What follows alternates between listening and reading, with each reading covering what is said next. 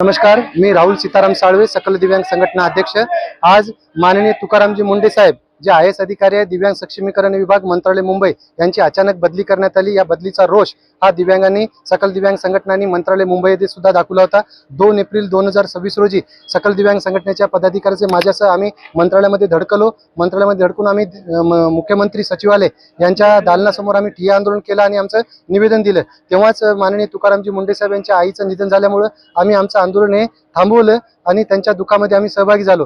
परंतु आज 8 दिवस होते, आम्ही दिलेल्या निवेदनाची दखल नाही घेतली, आम्ही केलेल्या आंदोलनाची दखल नाही घेतली आणि आमची मागणी एकच आहे की तुकारामजी मुंडे साहेब यांची बदली तत्काळ रद्द करण्यात यावी। त्यांना त्यांचा पदभार परत त्यांना दिव्यांग सक्षमीकरण विभाग सचिव मंत्रालय मुंबई या पदावर त्यांना नियुक्ती देण्यात यावी। आपण पाहतो संजय गांधी निराधार लाभार्थी जे खरे लाभार्थी आहेत दिव्यांग, यांना 3 महिन्यापासून पगार नाही भेटला। आमदार खासदार निधी खर्च केला जात नाही। स्थानिक स्वराज्य संस्था असेल, नागरी स्वराज्य संस्था असतील, याच्याकडला दिव्यांगाचा 5% राखीव निधी खर्च केला जात नाही। एकमेव तुकारामजी मुंडे साहेब होते ज्यांनी 7 ते 8 महिन्याच्या कार्यकाळामध्ये बोगस लाखो असे बोगस दिव्यांग उघडकीस आणले, असे बोगस संस्था उघडकीस आणल्या। त्यांनी चांगलं काम करत होते आणि चांगलं काम करतेत। आमची एकच मागणी आहे, त्यांचा कार्यकाळ पूर्ण होऊ द्यावा एवढी शासनाकडे विनंती आहे। तसेच आजचा जो आमचा आंदोलन आहे, आम्ही सारे तुकाराम मुंडे ह्या जयघोषच्या नाऱ्याने आम्ही आज जिल्हाधिकारी कार्यालय ते धडकलो आहे। आम्हाला कळलं की अंदाज समिती इथं आलेली आहे, तर अंदाज समितीमध्ये आम्हा दिव्यांगासाठीचा कोणता विषय आहे का?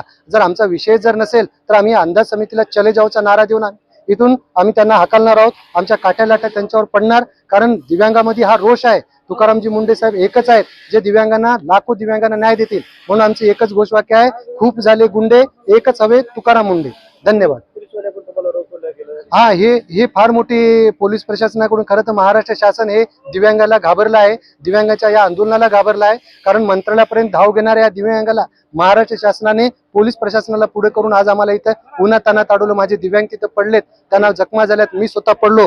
हे चुकीचं आहे। माझी आपल्या माध्यमातून विनंती आहे गृहमंत्री तथा मुख्यमंत्री साहेबांना, माननीय मुख्यमंत्री देवेंद्र फडणवीस साहेब, दिव्यांगांचा अंत पाहू नका। दिव्यांग हा जन्मताच एखाद्या शरीरानं, अवयवानं असेल, तुमच्यापेक्षा सुदृढ आहे। तुम्ही जर बलाचा वापर करसाल, आमच्या ह्या काट्या लाट्या, कारण आमचं जर एकदा जर आम्ही जर विसरलो या पोलीस प्रशासन, कारण सदर रक्षण आहे खल निग्रह आहे, हे जे त्यांचं ब्रीदवाक्य आहे हे आमच्यासाठी रक्षणासाठी आहे, असे आम्ही आतापर्यंत आम्ही बघितलं। पण जर पोलीस प्रशासन जर आपल्या बळाचा आपण जर गैरवापर त्यांच्याकडून करून घेत असाल तर हे खपून घेतलं जाणार नाही। आमच्याकडे सुद्धा जन्मताच काट्या लाट्या आहेत। जरी तुमच्या पोलीस प्रशासनाकडे काट्या असतील तर आम्हाला जन्मताच परमेश्वरानं काट्या दिल्यात। आमच्या या काट्या जेव्हा उठतील तेव्हा प्रशासन हादरल्याशिवाय राहणार नाही। आज जिल्हाधिकारी कार्यालयात आहोत, आमच्या हक्काचा आम्ही इथं कुठे काही तोडफोड केलं नाही, आम्ही शांततेतच आंदोलन करत आहोत। जर आपण जर पोलीस बळाचा जर वापर करून आमचं आंदोलन चिघळण्याचा प्रयत्न करत असाल तर खबरदार। आज आम्ही नांदेडमध्ये करत